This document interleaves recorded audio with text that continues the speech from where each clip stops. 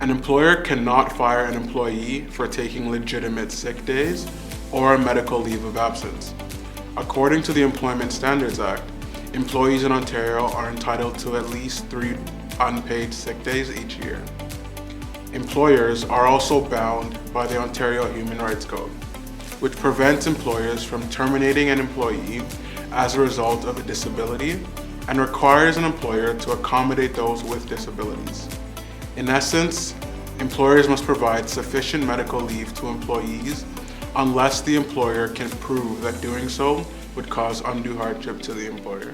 However, the Canadian courts have held that employees do not need to provide reasonable medical documentation to support their leave, and an employer is entitled to discharge an employee who fraudulently claims sick leave.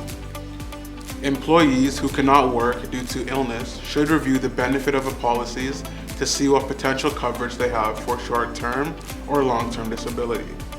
Now, short-term disability is an insurance benefit that is often covered through workplace benefits programs. It is used for illness or injury and usually provides benefits for up to 6 months. Short-term disability often covers illness or injury that happens outside of the workplace, whereas long-term disability is another insurance benefit that may be offered by an employer. Long-term disability, or LTD, kicks in after all other forms of sick leave are exhausted and the employee is still unable to return to work.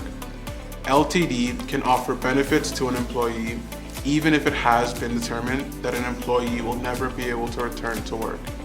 If your employer does not have short-term or long-term disability, an employee may turn to sickness employment insurance to receive some pay while they are off.